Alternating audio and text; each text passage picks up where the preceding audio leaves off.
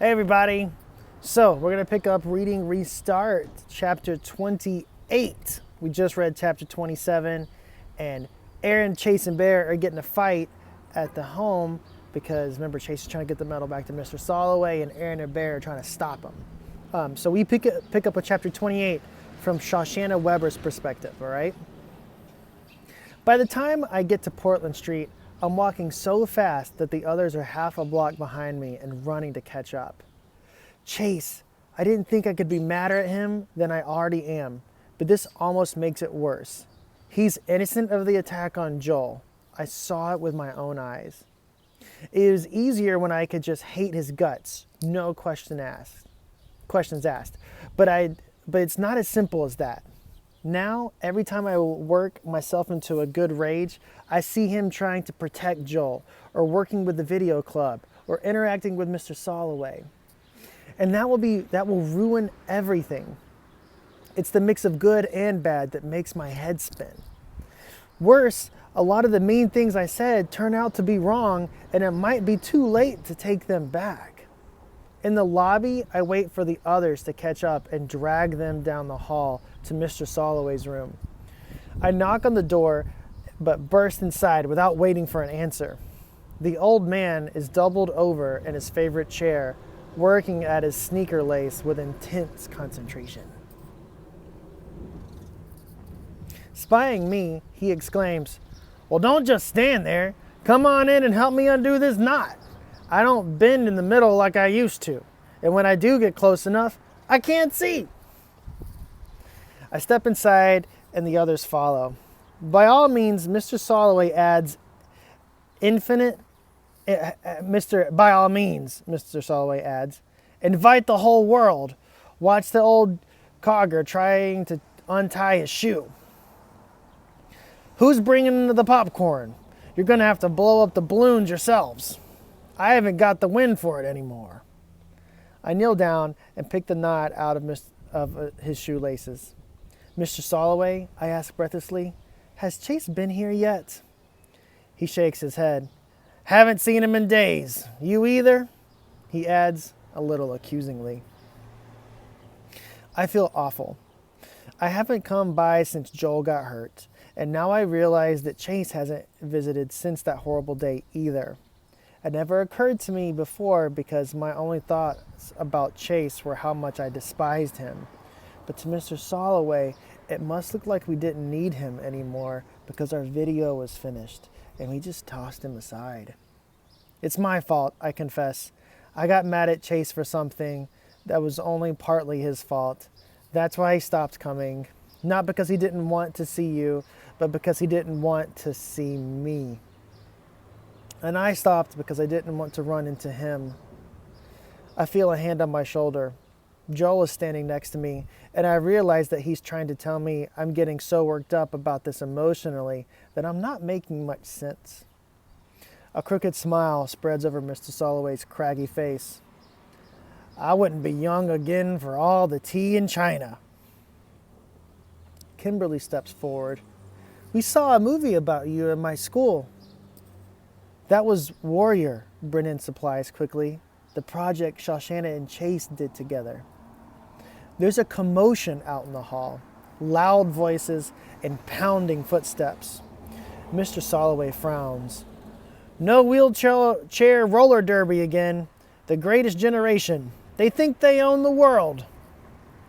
I poke my head out the door in time to see Chase sprinting toward me with, of all things, a vacuum cleaner clutched in his arms. As I watch, he's yanked violently backward off his feet. He falls hard, still clinging to the appliance. Aaron is on the floor behind him, both hands on the electrical cord that brought Chase down. Bear hurdles the fall on Aaron and descends on Chase like a bird of prey. And when Chase won't give up the vacuum, Bear rains punches on his head and shouts. I hear a cry of outrage from Kimberly, but it's not as loud as my own. The two of us rush forward and jump on Bear, trying to pull him off Chase, and it works. He scrambles back to his feet and shoves us away from him. Kimberly bounces off the wall as we stumble together. Our heads met with a crack. I see stars. Hey! Little, undersized Brendan comes flying at Bear, his anger lending him courage nobody ever knew he had. He begins pummeling Bear, landing blow after blow. It's insane. David versus Goliath. He isn't even making proper fists. His thumbs stick out like apple stems. Then Bear's shocked expression turns to cruel glee, and he laughs even as Brendan continues to flail at him. Finally, he hauls off and catches his much smaller assailant with a bone-crushing uppercut to the jaw. Brendan lifts off the floor and lands 6 feet away. Amazingly, Brendan gets up, his chin bright red from the punch, and starts for Bear again. Chase is on his feet, reaching out to hold Brendan off.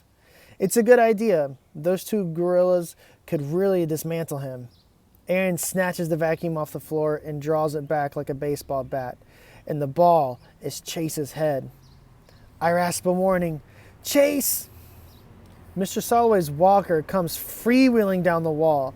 It slams into Aaron's kidneys just when he's off balance for the home run swing, and the vacuum he and the vacuum tip over backward onto Bear. 3 of them, Aaron, Bear, and the Hoover, clatter to the floor. "Ha! Bullseye!" exclaims Mr. Soloway with satisfaction. There they are. The heavy doors at the end of the corridor are thrown open, and Joel appears, leading Nurse Duncan and 2 security guards. Way to go, Joel. At least somebody had the brains to go for help. Aaron and Bear are ready to fight another round, but the arrival of the security and the head nurse puts an end to the action. Brawling in the middle of court-ordered community service won't look good on their records. Bear points an accusing finger at Chase. It's his fault. Nurse Duncan is in a towering rage. What is? Residents are beginning to appear in the doorways to investigate the cause of the disturbance. So the head nurse drops her voice. What is all this insanity about? In answer, Chase pulls the filter bag off the Hoover and dumps the contents onto the floor. He digs through the mound of fuzz and dirt and comes up with a star-spangled ribbon, gray with dust. Dangling off the end of it is the highest and most renowned military decoration any American soldier can earn, the Medal of Honor. Not even the contents of the vacuum bag can dull its brilliance. Is that mine? Mr. Soloway asks in amazement. Chase nods. I took it from you. I don't remember doing it. It was before my accident, but that's no excuse. He hands it to its rightful owner and bows his head, shamefaced. It was the old you, Brendan mumbles, around a rapidly swelling jaw. There's only one me, Chase says it so quietly that I can hardly hear him. Mr. Soloway turns the medal over in his fingers. He seems stunned. What about those 2 clowns? He asks. Were they in on it? Aaron and Bear turn terrified eyes on their former best friend. It was just me, Chase replies.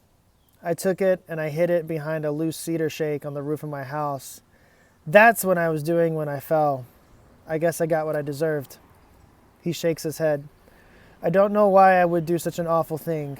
I must have thought I could sell it. Mr. Soloway looks shocked and very sad. I almost speak up for Chase, but the sight of the stolen medal strikes me mute. Good Chase, bad Chase. There's no question that we're looking at the handiwork of the worst one of all. I can tell that Joel wants to support Chase, but he doesn't know what to say. He's the quiet twin. I'm the mouthy one. Brendan's jaw is turning purple, so he's not talking either. Kimberly's completely lost. And Aaron and Bear, they are so relieved that no one's blaming them that they're keeping their mouths shut too. The only words come from Nurse Duncan. Well, I have no idea what any of this is supposed to mean. The one thing I understand is that a crime has been committed here. She takes a breath. I'm calling the police. And that is the end of chapter 28. We will pick up with chapter 29 on Friday. I can't believe this. It's all coming to a head. So, you guys catch up. Let me know what you think. Send me messages. Be safe, be good. I'll talk to you on Friday, all right? Bye.